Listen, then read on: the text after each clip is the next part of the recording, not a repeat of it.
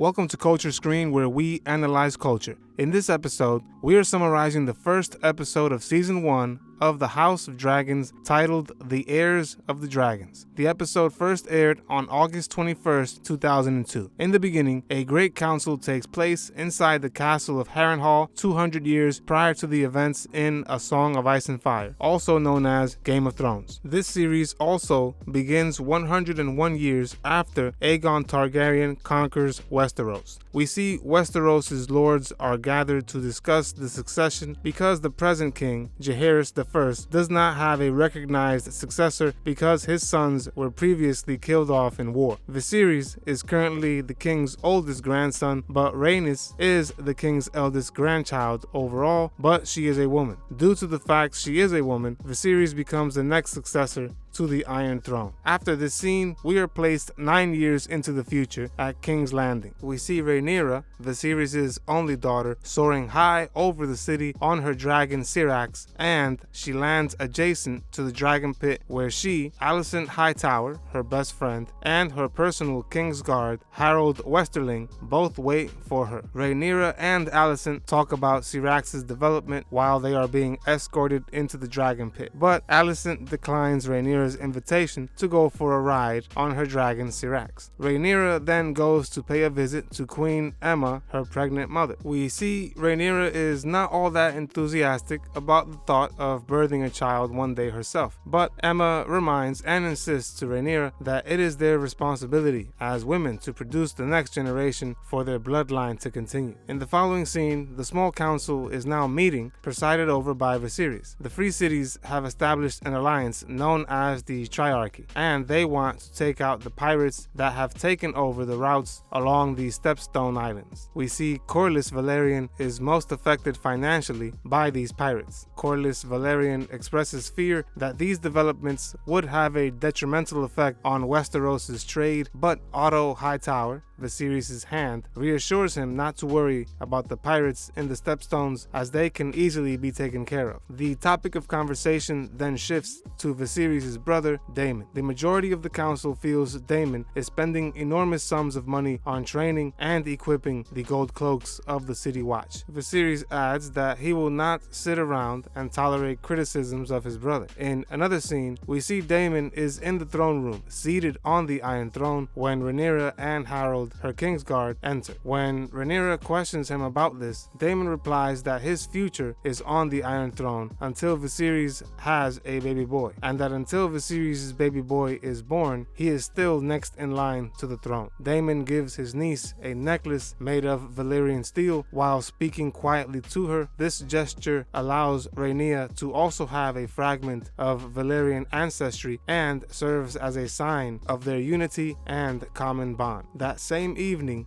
Daemon organizes a cleansing of the city with the help of the gold cloaks, collecting up offenders and administering severe penalties like dismembering those accused of committing crimes. He orders thieves to have their hand be cut off, while rapists have their private parts viciously removed, and murderers are decapitated. The next day, council members reprimand Daemon about taking these drastic measures. Daemon argues that he is merely taking the necessary precautions by making sure the city is nice and secure, especially since the lords and nobles would not want the area to be very dangerous given the fact that they will be traveling to King's Landing for their upcoming tournament. Otto Hightower adds that because Daemon has not visited the Vale in years, he ought to be putting every effort into his marriage to Rhea Royce. This concern is then rejected by Daemon, who asserts that his wife will be even happier to know he won't be accompanying her. Since Otto spoke about Daemon's wife, Daemon cynically and sarcastically offers Rhea to Otto Hightower as a just replacement for his own wife who had recently passed away. Otto immediately rises out of his chair to protect his deceased wife's dignity and honor, but Viserys steps in and diffuses the situation before it gets out of hand.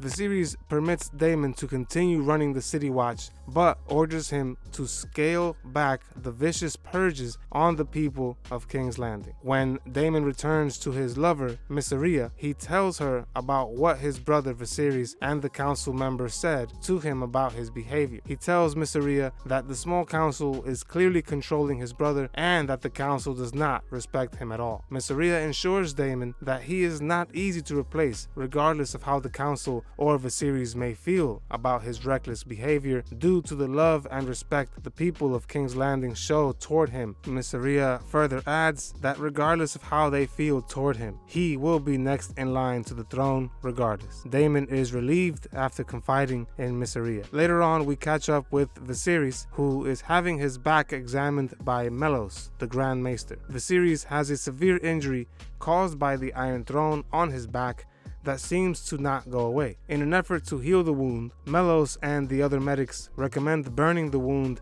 as a last resort. Viserys agrees to have the wound burned. As Aemma is taking a bath, Viserys goes to visit her. Viserys reiterates his belief that the child she will give birth to will be a boy. He tells Aemma of his dream where he saw his heir seated on the Iron Throne. Aemma replies by saying that this will be her final pregnancy and she does not have it in her anymore to carry another child, especially after having gone through 5 failed pregnancies in the last 10 years. Later that day, Viserys announces during the tournament that Aemma is going into labor and the crowd roars. Seconds later, Daemon emerges and we can clearly see he is the crowd favorite. This reaction from the crowd continues throughout the tournament where he wins joust after joust. Daemon even carries on his grudge with Otto Hightower by taking on Gwaine Hightower, Otto's son. Daemon knocks Gwaine off his horse with a surprise blow to the body of the horse, which causes Gwaine to fly off during the joust. We see Rhaenys Targaryen, the queen who never was, and Corlys Velaryon, her husband, watch from a distance as the violence and gore continues to intensify. Rhaenys points out that because most knights during this time have not experienced actual combat or warfare, the tournament is actually just an outlet for the knights to compete since they don't have an actual battle to wage. Another knight, a dashing Stormlands-based Dornishman called Criston Cole, piques the interest of both Rhaenyra and Alicent. Criston Cole defeats Daemon at the competition by successfully throwing him from his horse. Daemon is immediately enraged and he challenges Criston to combat. Remember, I am summarizing the entire series, so subscribe and click on the notification bell so you don't miss the next episode. I will be reviewing other TV shows and movies as well. Let me know what you would like me to summarize in the future in the comments section below. Doing these 2 things helps my channel out tremendously. I thank you for your support. Also, follow us on Instagram and Twitter for additional content and on Patreon if you can. At first, Daemon appears to be winning the fight. Daemon prematurely starts celebrating his victory, and this is when Criston surprises him with a strike from behind while he is off guard. Criston asks Daemon to yield, and he does, as a way of avoiding further injury. While his wife is giving birth, Viserys is taken to her. However, there are complications with the pregnancy. The Maesters inform Viserys that the baby is not rotating in the womb and is currently positioned to exit feet first. The Maester tells Viserys that both his wife and son are at risk of dying unless he makes the most difficult decision of his life. The Maester asks Viserys to choose between conducting a C-section, which might save the infant but will certainly result in the death of his wife, Aemma, or that they leave it to the gods, where Aemma will surely die regardless. Viserys chooses to save his unborn son and cries as his wife is cut open. Aemma begins to yell as Viserys tries to soothe her. Viserys is congratulated on his new baby boy to the heir while his wife proceeds to pass away. The Maester congratulates Viserys on having a baby boy. In a later scene, the Targaryens assemble for Aemma and his now deceased son, who we learn passed away a few hours after being born. Rhaenyra is told by Daemon that she should support her father while he is going through this difficult time, before instructing Syrax to burn the pyre holding both her deceased mother and brother. Rhaenyra wonders if her father was finally happy, at least for the few hours her brother was alive, to know that he had a boy as an heir. The council meets again without Daemon, and they prompt the king to discuss who he would name as his heir. According to the Great Council of Heirs, Daemon should succeed because he is the oldest male relative to Viserys. Otto claims that Daemon is unfit to rule, however, citing his interactions with his wife and his behavior toward the City Watch as evidence. Despite the fact the Great Council has decided under King Jaehaerys that the next male relative would be king if no heir were available, the council also recommends Rhaenyra as a suitable replacement. Viserys explodes off of his seat and declares that he will not sit and allow his council to take advantage of the fact that his wife and son are both dead. We see Daemon watching the council meeting from outside the council room behind the wall. He sees as Otto conspires against him and as Corlys Velaryon shows support for him as the rightful heir. Later on, as a power play, we see Otto Hightower sending his daughter Alicent to visit the king in hopes that she can eventually seduce him. That same evening, Daemon is drinking heavily at an orgy with other high-ranking Gold Cloaks members before speaking to them. He goes on to tell the Gold Cloaks that the small council wants to deny his succession to the Iron Throne, and he ends by toasting to the heir for a day. The following morning, Otto reports to Viserys that Daemon sarcastically toasted to his deceased son as the quote-unquote heir for a day, which makes Viserys furious. Following this, Viserys confronts Daemon about the report he received while he is seated on the Iron Throne holding Blackfyre, the Targaryen's ancestral sword. Daemon refuses to deny the accusation and simply says that everyone is allowed to mourn in their own way. Daemon tells his brother Viserys that he resents that he has always dismissed him, that he has never appreciated him for the quality of his work or named him as his hand.